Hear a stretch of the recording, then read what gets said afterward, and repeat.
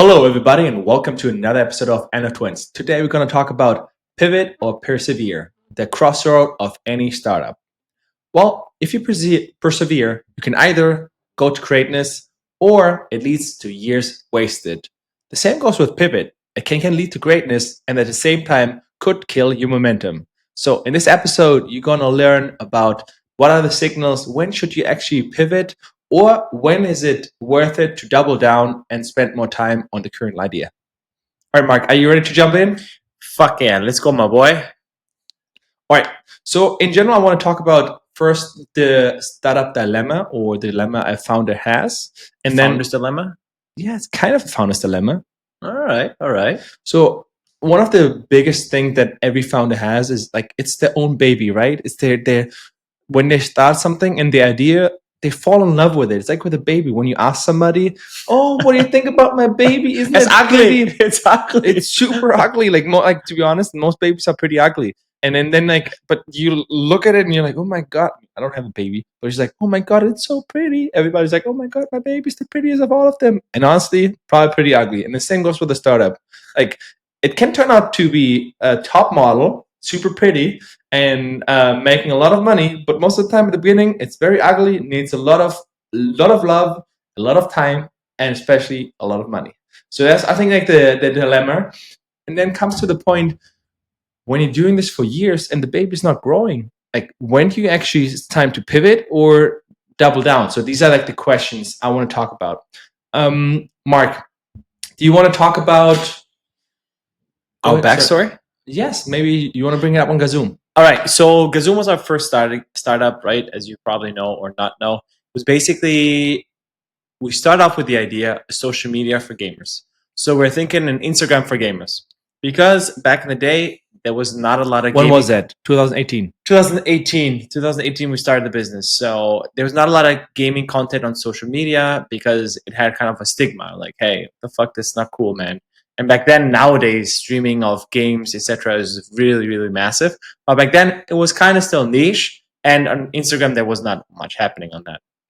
So we had the idea, look, how about we create an Instagram for gamers where they can just share all their gaming highlights on. And only thing you see there is gaming highlights. We're like, look, this is gonna happen. We can do this. Oh well, after a few months, when we raised we had an MVP going, we texted people. App was a little bit buggy, but we're like, then we went to an accelerator, startup bootcamp in Amsterdam. It was a really cool experience. We went there with 3 founders of us, and then we made a pivot because then we realized, look, it's just part of the problem. It's also how to actually capture all these gaming highlights. So then we pivoted into and we partnered up with Overwolf to create a recording tool that automatically captured all your gaming highlights and allowed you to share them across all social media. So now we had the social media part as well as the recording. So that was one pivot that was worth it for us. Because one thing also, then we could also monetize. Because with Overwolf, we had the ability then to show ads on the side. Also, a little addition there. We were also able to apply to the Overwolf Developer Fund, where we got some funding, right? That also was a good point for us based on milestones. So we're like, okay, this will give us also additionally money that can help us to sustain ourselves and as well, like, get the product out there. Yeah, so basically it was milestone based. We had to release the app that got us some money. Then we had to reach daily active averages. And then we got another milestone unlocked. What it was, basically, we had to pay back a certain amount of it. I think 50%. The rest was recovered. Well, all was recovered through basically ad income that we generated on the platform, which is a win-win. Years later, we also came to a next crossroad because we weren't growing. We almost burned through all of our money, like the $500,000 that we raised. Between we raised money. Yeah, we raised money, exactly. And then we were at the point, what are our next steps? That's when I think in 2019 or 2021 we raised a round. Yeah, and then 2022 we wanted to raise a new round, and we basically were like, okay, we want to go into like crypto. So our thing is like, okay, guys, like it's not going anywhere. The entire team, what can we do? And then we thought about, okay, we either do like first an NFT. So we wanted to drop. We never dropped an NFT, and use this money to either like you can implement this, because normally most of the NFTs didn't have any value, right? Most of them were just for fun, and I always want to implement it in our recording tool and give like some some benefit, maybe subscription for lifetime, etc. As well as then we're like, okay, how about we build an NFT aggregator? So that's when we pivoted and actually started building an NFT aggregator. And once we started building it, because we saw at the time, what was it? The aggregator that was sold for within a few months for like 50, 60 million. Gem XYZ. Exactly, Gem XYZ, where that was sold then to OpenSea. We're like, okay, we can build something similar to this, and I'm sure there is the market for it because we've seen it. Of course, we're building it, start talking to investors, just to, well, basically entire crypto market crashing. So especially the nftwins. NFT, sorry, not nftwins. We're the nftwins. Exactly, we're non-fungible twins. So then everything crashed, and we were like, again, whoa. Well, honestly, but I think you didn't go into detail as well. You're right about that. Why do we want to pivot, Lucas? Because we're not growing anymore. We weren't growing, but you know what? Why did we not grow? So one of the things that I want to go into more detail was that we run ads, but the problem was that we couldn't monetize our existing users at the time properly. So we acquired quite a user really cheap. I think 2-3 cents for.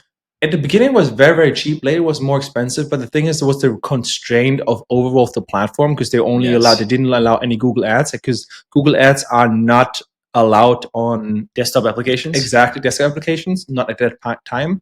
As well as we had a big user base in Korea, etc., where they had like only a fill rate of 2 or 3%, meaning like we basically almost 0% sometimes. Zero. It was ridiculous. It was super, super low fill rate, meaning it wasn't making any money there. It's not just you just have running costs because it was like video, right? Video is very expensive. So we had this while we couldn't monetize it properly. Newsfeeds are always expensive. And it wasn't a product that very much a lot of people would pay for. It was just like a free to use, etc. And ad, great. All the users in the US made a lot of money. They're really expensive to acquire. But we were thinking, okay, look, if we can acquire in other countries, this is a way to do it. But since that model, our business model was basically a business model problem in terms of monetization and also on a structural level, we come in that pivot later as well, that we were running on Overwolf, the best acquisition channel that we had, paid ads, but we didn't want to spend more money because at some point you run out of it, and locally. So Overwolf was running basically internal ads, so it was showing, hey, cross-selling. They were cross-selling, exactly. Like, hey, you're already using this app that is, I don't know, gaming stats for Counter-Strike. Hey, this might be interesting. You can also have this recording tool. Check this out. So this is what cross-sells. And then we had a lot of users coming that way, organically. So this was one of the things that we constrained because we were was considered a global app, which means, most of the games would be focused, we can use our tool, right? That means the way they did the marketing was that each game had a specific marketing strategy. So for example, for Counter-Strike, they would run all the Counter-Strike ads. But for global apps, they would only have it, I don't know, once every 3 or 4 months. But if you were in one specific niche, it would run constantly. That's also something that we realized, because sometimes you have to see in what environment you are and then try to game the system, because that's why we later pivoted. Oh, you just have to play the game. Yeah, exactly. Yeah. You have to game and then you just like use it to your advantage, right? Because we saw like so many, as Mark mentioned, is you're a global game as well as then versus like a very niche, you get more promoted in a niche one. So we decided to later build also we'll get there later. We'll get there, but then because we saw in different like app trackers, so for example, Apex like a tracker, League of Legends tracker. So like every tracker, and they got so many. Like, so what is a so tracker, many traffic? What is that? A tracker is basically you can see all your statistics. So for example, you want to type in your League of Legends your name, your username, and then you can see all your history. You can see your stats. So basically, all for the stats nerds, right? Because that's what you want to. Oh man, look at this! My KDA is 2 point something. Oh, look at how many, whatever. What's cool about stats is people fucking spend a lot of fucking time on these, and they're cheap compared to video. Yeah, you only have to data, just like data compiling. That's about it. You don't have like videos so much more, right? Especially you don't even like most of these apps have open APIs, or you can apply for these game APIs, so you can access them. You don't even need to do partnerships to get these APIs. You just apply there, and then you get, well, if you have a real business, you can get access to it. So it's like very, very nice. I think we talked about 2 years ago about a startup. I think it was 1 or 2 person startup that sold. Was It was single. tracker or single, and he sold for like I want to say 50 million. Yeah, it was called LOLWiz, I think. Or No, Lolwis. It wasn't Lolwis. No, Wasn't LOL. It wasn't LOL. It was League of Uh, Legends, basically game. It was the thing on Aramak, Yeah, I know what you mean. the animal. Anyways, it was one of these, and he sold it for 40, 50. You can check it out, Lucas. Lucas checks in the notes while I keep talking. So coming back then, so we want to pivot from our gaming recording tool to also this NFT thing. So we did the NFT marketplace, then we realized, okay, this is not a good idea. Professor. Yeah. Sold for 50 million, approximately 54 million US dollars to MOBA. Yeah, which is crazy. Okay, coming back to it. So we then tried to raise money, didn't work out. We're like, fuck, what else can we do? So we had another idea. But okay, Mark, we're now talking about our experience, but I also want to but I want to talk about why we did this, right? We did the first one, we did the first pivot because we're like, look, we couldn't scale out. And we were so constrained in a certain period. We're like, okay, our acquisition costs were not low enough that it makes it doesn't worth, because like people were not, our value that we're offering for our subscription was not high enough that people subscribe. So because we all, and then at the same time, why do we pivot again after for the NFT marketplace? The NFT marketplace, why we pivot from the NFT marketplace away? Yeah. Because the market was crashing and we didn't raise any money for it. So we're like, okay, that was an idea that we wanted to So it was external factors, the inability to raise funds, not enough commitment, and we didn't see a future for this market anyways. Yeah, it was an idea that needed funding. It needed funding because like the market was going down and you need to have like a runway there. Tech is complicated, expensive, etc. We pivoted. We had multiple pivots in, right? At the same time, we built EUR NFT merge. So basically, we built a website where, because especially for the problem was with all these NFT crazes or like 10,000 profile pictures. Yeah, exactly. Yeah, that it was like, okay, we're running out of money. What are the ideas? So we can basically reach out to NFT collections and be like, okay, you can just do all your merch through us, because we basically built then an e-commerce shop there that you can directly connect with your wallet, as well as so you can have all your collections run over it,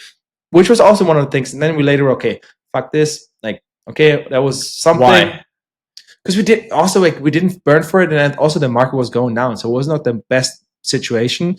And then we pivot because we're always talking about, okay, how can we build something that we also like and also is similar to those trackers? And then we thought about, okay, we want to have because at the same time, if you think about it, our main app, because Zoom, the automatic recording tool, was growing again. Yeah, even though we didn't we didn't do anything. We didn't do anything, but it was growing because again, now it was picking up, organic reach was picking it up, etc.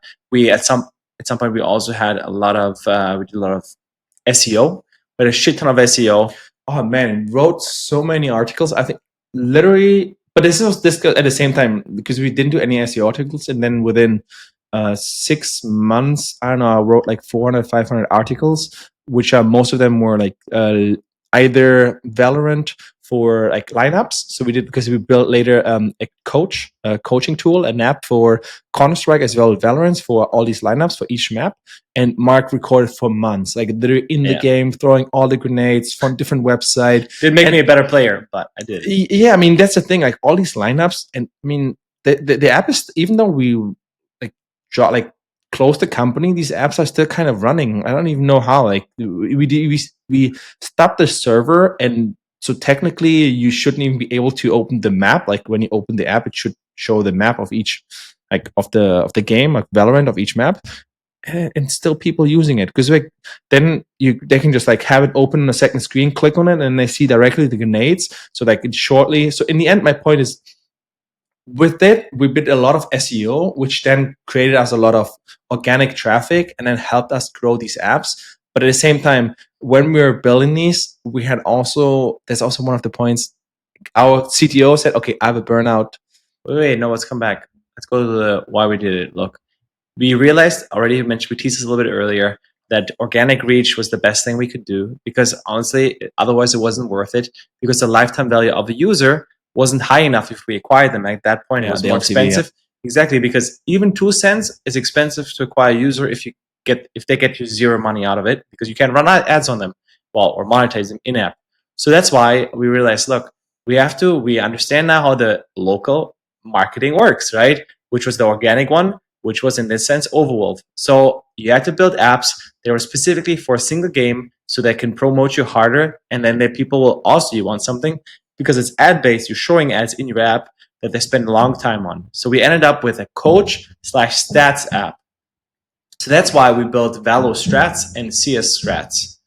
And that's why we did all the SEO, etc. And then we want to launch it. We launched the first MVP. And honestly, the traction was pretty good. I mean, people used it, etc. Like almost to 1,000 daily actives within a few weeks or and something it like was this. still MVP. There was a lot of shit that wasn't working, etc. For sure. But it just showed us that, look, we understood exactly how the area works. We went into it, and then we persevered. Like, we would have done longer with it, but then our CTO had a burnout. But this was our pivot from realizing, look, also one thing that you have to always keep in mindset, like, don't be so fucking tight. Like, oh, we have to be, for us was like, Kazoom, it has to be this app and this needs to be the biggest all-in-one. Yeah. No, understand which market you're in, right? Yeah, it's always cool to have this one app that does all, but in reality, it's better to have multiple different apps or specific one niche, where one niche just feels catered so much better to it. Because then also, again, Lucas and I, we always talk about distribution is king. Nowadays, especially with AI, it doesn't matter. A lot of people can build cool shit, but it's all about distribution. And for Overwolf, the example was, yeah, you need to understand that each game is promoted differently. If that's in that niche, it will be promoted much harder than global apps. All right, so I want to go to a little bit of frameworks and mental models. So first one is from I think Eric Ries. His name's from Lean Startup, and it's about build, measure, and then just the learning loop, right? So basically, you build an MVP, have metrics, right? So you have like a certain metrics you want to aim for. Maybe users spend time in the app. As others, retention is so important because it doesn't matter if like as people spend 2 hours in the app and they only use it once and they never go back. Only for software. If it's an e-commerce thing, it doesn't matter. Exactly, but like for software, and then just the learning loops, have as many as possible and run through them. Another one thing is called the book is called The Dip from Seth Godin, and it's all about knowing the difference between just a dip when like, okay, your users are dropping a little bit, and then you just have to push through because you also, and we never really talked about this, but it's very important to make sure that the team is motivated, right? Because there's nothing worse than building a product for 6 months. For example, we had like this year. So Mark built an AI therapist for like 4 months, AI therapist, and we launched a mobile app. And then we basically just trashed it. Like, even though the app is running, etc. Because this is well, why did we trash it? Because at this point we needed money, we needed cash, month over month. We need to grow it. We didn't have enough money to spend on ads, etc. So we're like, now we sold some assets from our other project that we did before. Well, we sold the project. We sold the project. We sold the project, which gives us a few months of runway on our personal level, and then we decide, okay, are we really like motivated to keep doing it, even though it hurts? And we're like, no, we built it. It was great for learning, especially for Mark, for a development point of view. Yeah, but mobile app was interesting. It's pain in the ass, but it was interesting. So this is also very important to make sure that when you pivot a lot, and the developers, especially if you like trash all their work, they feel demotivated. Think about it. It's the same if you're in consultancy and you build a presentation for 3 months to pitch in front of I don't know, because it's different. Because a consultant is just, look, okay, you get paid per hour, you don't give a fuck. It's not your baby. It's a if it's you, exactly. Think about it. You think your baby's the prettiest, and then you're just getting trashed after a few months. So yeah, that's not the best. So that's all about really important to keep the motivation of the team as well as the momentum. That's why pivoting too early and too often can also call a lot of problems. Unless the whole team is behind it and they understand the reason why. Because look, another thing that we didn't mention, but in the project that we sold, was an AI boyfriend tool. Look, we built it for 3 months, 4 months, let's say 4.5, 5 months, and then we're like, look, we tried to scale it in terms of running ads, but due to the complexity of how to run ads for that, we ran And into also not our expertise, right? Exactly. We're not Because you good can't at run- running ads in the adult industry. So there's something that you cannot like. We just didn't want to do it. Honestly, also it was not something that we saw ourselves long term in because of how this industry works, what the content is, etc. It was just a cool learning experience to build it, etc. So because it wasn't long somewhere we saw us working in the long term, we weren't able to scale it longer because we're like, look, maybe we can scale it to, I don't know, 100K ARR or something, or even higher. Well, even probably a million, but we didn't have anything. It doesn't matter. We didn't have one that we put 1 year in, we got a year 10 out. We didn't have this opportunity because the way that we didn't get the complexity of that or the nuances of how to run ads in this specific niche. That's why we pivoted then in the end. We started building AI because we did last year. That was the first batch of Y Combinator, I think fall term. And we had, I think 3 or 4 weeks. And we decided, okay, what can we do? So 10 we days did actually. 10 days. We had 10 days. No, we had more. We Really? had more. We had like I think 20, 21 or something. Look at on Twitter. I think we're always between 3 and 4 weeks to I think it was this I think like 3 weeks or something like this. And we're like, okay, fuck it. We did a public challenge on Twitter where we posted every day our progress. We had no idea what we want to do. And so I was basically going for, and then we like broke it down and we came up with a AI receptionist for vet clinics because we said, okay, this is something that we can build now. So Mark learned the stack and we start building it. And yeah, we get a product out. But the problem is, again, if you don't have any runway, like, and I was like going then literally from in Barcelona here from vet clinic to vet clinic, trying to get, let's put it this way, get at least the pilot started, but I wasn't able to. At the same time, we were running out of money because we didn't have any few months in the bank. So okay, what is the thing we can actually focus on? That's why we trashed it as well. Like we didn't get into YC, even though I liked it more than our AI boyfriend website. Also, in terms of the pivot and motivation, I think was super interesting or super important what we did before we pivoted away from the AI girlfriend boyfriend thing. We also had a podcast finally about brokers in that space, and we reached out to the broker and like, look, hey, how about selling businesses? Yeah, December 24, right? No, it was in. That's when we signed 2024, and then we signed. sold. But we reached out in the summer for the pivot, and during the pivot, and like, look, at least we get something for it, right? And it's always a good idea to do this because then it feels like, oh, might not be a lot or game changing, but whatever, just keep 20, it open. 30, 40, 50K. Just like you send it out once, and you just do it. So I think this is super. I think this was a key learning for me that even though the pivoted, it didn't feel like everything was wasted because at least you're getting something out of it. It's not like, oh, fucking nobody's going to see the end of see this product anymore. So I would recommend for the people that are pivoting and really are not going to do this long term, not pivot, hey, we're using some of this stuff, but I really don't want to work in this industry, in this business anymore. Try to sell it and not go door to door. Just find a broker or something. I know brokers have a bad rep and for a good reason sometimes, but we're almost getting fucked by one. Doesn't matter. But the point was there was absolutely almost zero effort on our part, and it got us where it needed us. Yeah. So I'm really grateful for that. Yes, for sure. I'm also want to talk about because we just talked about own experiences, but the users, like what our listeners might think, like, what about like big companies? For example, Stripe. Those people who know Stripe's like I don't know how many $billion company. And before they were actually a gaming company. So that's just as a background. Or YouTube was, I think, before even a dating website, if I'm not wrong here. So like there are a lot of things when they Really? Yeah. I didn't know that. Or Airbnb took years to take off.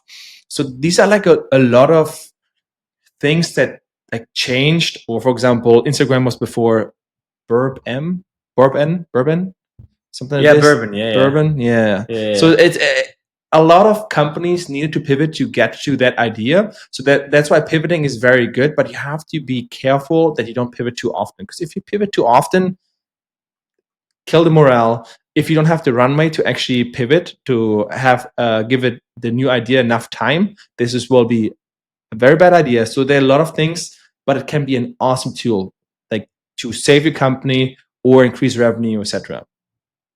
Look, so the key things are, based on our personal experience and what other people told us, you should pivot if the market is not responding, even though you've been trying, the market is crashing, all these things, your personal interest, and this is the most important one, personal interest is dying and you're just not interested anymore in the project and the market. It's just something that doesn't get you up doesn't keep you up at night in terms of you're excited about it, and in the morning you're like, fuck, you're dreading to work on it.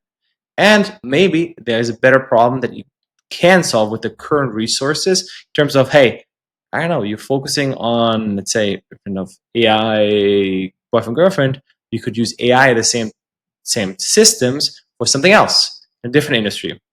And customers are telling you something that you're ignoring. So, for example, they're telling you, hey, man, this generation is not working properly the entire time. We've just been ignoring them. It's like, because you're not taking in any customer feedback. Well, it's all about features, right? If you see, you look at the user feature feedback on the no. My point is like Google Analytics. You see where they're actually spending most of the time, and then even though they might say I'm using that feature, but if they don't spend it, you can cut it and like reduce it. If you have too many features, also a bad thing. But I want to like also bottlenecks, Lucas. It's all about bottlenecks. For us was, look, find the bottleneck. Why you're not growing? Is the product not good enough? For the project that we sold, the product was good enough. MVP status, even though MVP, people liked it, people are using it, they're coming back, they're spending lots of money on it. But we identified the problem that was for us scaling. We weren't able to scale it, and the one that most important is we weren't get excited about it. So that's why I also didn't persevere in it. Exactly. And so for me, as a takeaway, I think most important part, so pivot is not equal to failure. So just because you pivot doesn't mean you failed in the other one. And also that perseverance is not equals to blind faith. Because like if the thing is, just because you have to make sure that you don't like dig a hole deeper, right? So if you're just like, no, it's going to work. I'm going to work. You're not paying any attention. So you're digging the hole deeper and deeper. You just have to accept, am I stuck in a dip, or do I dig that fucking more than 6 feet deep and you can't get out of it? So I think these are very, very important concept as well. Both concepts require courage, and it's the ability to adapt and to endure. No, so perseverance, you should say, basically you're saying you should persevere. If you see some traction, it doesn't matter if it's a slow, you're still super excited for the project. That's super important. There are some customers that really love this product, like really, really love it. And it get 100 customers that love your product. Exactly. It doesn't just have to be 2, 3. It doesn't have to be a lot of them, but they really love it and you can see it. And then just double down on these people, and which is like you're solving something that's painful, right? Like a real problem. Because if you have these customers, just keep spending and just like they're spending time on it, then go ahead. And I think that's it. This is our checklist, what you should do, and check it out. And keep in mind, it's all about if you're motivated or not, end of the day. Also, you have to like we're talking always about our experience, right? It's not a checklist in general. It's just what we learned from our experience, what it could have done better. So of course, take it always with a grain of salt, and let us know in the comments section. How did you pivot? Did you pivot? Did you pivot too late, or were you able to like pass, like persevere, and then like get a great exit, or like the product somehow changed? So that would be fantastic to know. And of course, catch you next one. Peace.